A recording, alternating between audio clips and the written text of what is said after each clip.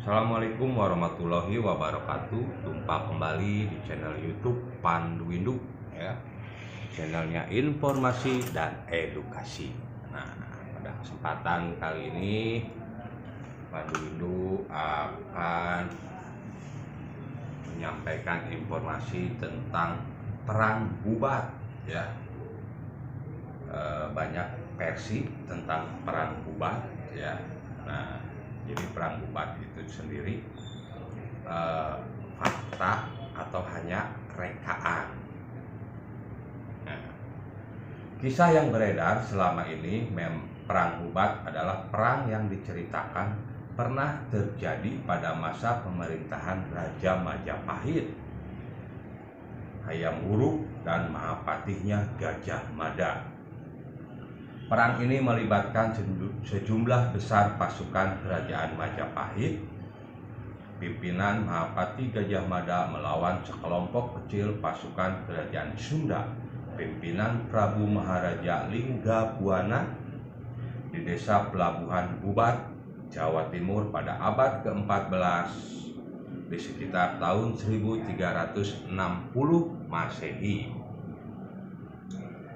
Pertempuran yang sangat tidak seimbang tersebut dimenangkan secara mutlak oleh pihak Majapahit.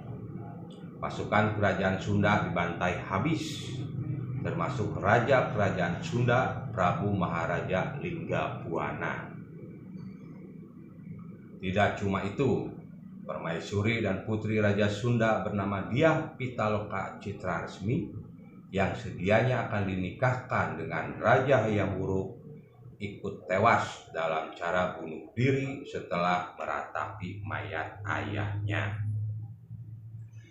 Diceritakan bahwa timbulnya perang ini akibat kesalahpahaman Mahapatih Gajah Mada saat melihat Raja Sunda datang ke Bubat beserta permaisuri dan putri Dyah Pitaloka dengan diiringi sedikit prajurit Sunda. Gajah Mada menganggap bahwa kedatangan rombongan Sunda di Pelabuhan Bubat sebagai bentuk penyerahan diri kerajaan Sunda kepada Majapahit.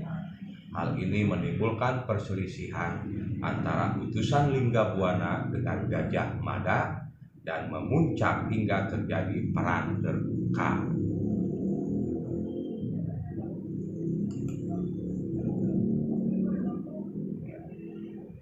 Berbeda dari versi umumnya yang mengaitkan dengan ambisi Gajah Mada, Agus Arismunanda membuat penafsiran baru berdasarkan kisah Panji Anggreni yang ditulis pada 1801 atas perintah Pangeran Adimanggala di Palembang. Menurutnya, Gajah Mada semula setuju dengan perkawinan itu sebagai upaya mempersatukan Majapahit dan Sunda tanpa peperangan. Namun ayahanda Hayam Wuruk, Kertawardhana, suami Tribhuwana Tunggadewi yang disebut sebagai penguasa Kahuripan, keberatan dengan perkawinan itu. Terlebih, Hayam Wuruk telah dijodohkan dengan Indu Dewi, anak Raja Dewi Maharajasa, adik Tribhuwana yang berkedudukan di Dahak, Kediri.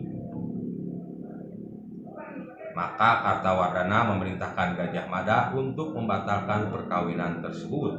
Gajah Mada hanya perpanjangan tangan orang tua Hayam Wuruk yang khawatir kedudukan permaisuri Majapahit jatuh ke tangan Dyah Pitaloka.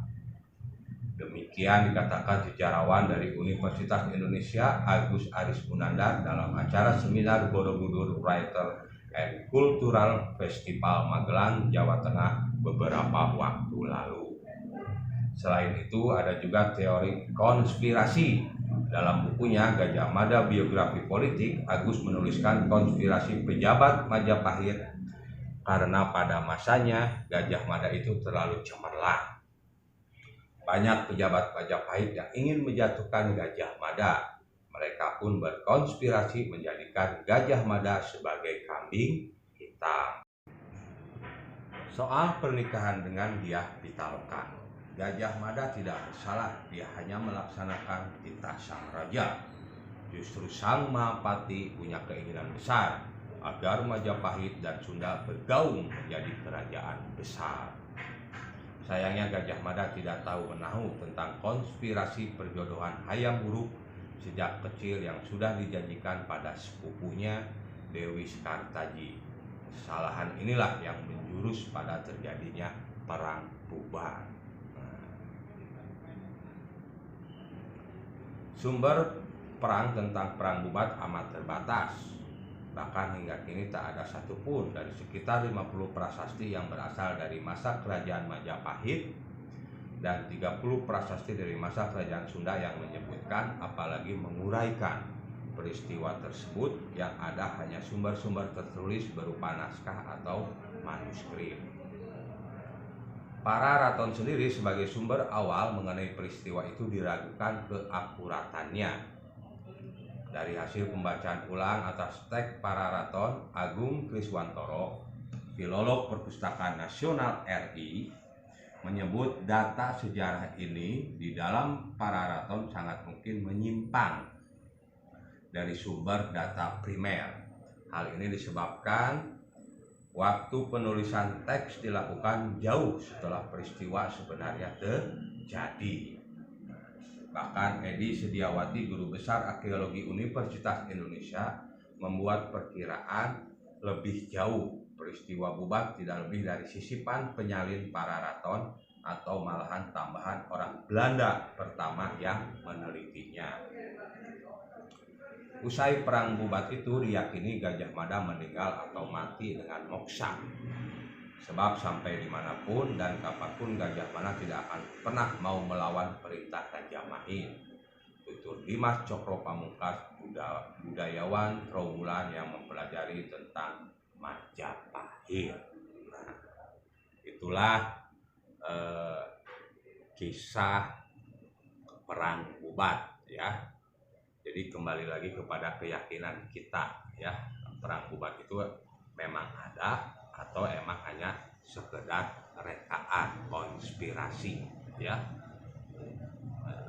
Kita tahu ya, Belanda kan menjajah kita itu hampir 350 tahun. Mungkin mereka banyak melakukan penyimpangan sejarah. Apalagi mitosnya orang Jawa tidak boleh menikah dengan orang Sunda. Nah, itu karena awalnya perang bubat ya. Nah, itu benar tidaknya, faktanya banyak terjadi pernikahan orang Jawa dan orang Sunda, ternyata baik-baik saja ya. Nah, inilah kisah perang bubat ya. Terima kasih, jangan lupa like, komen, dan subscribe.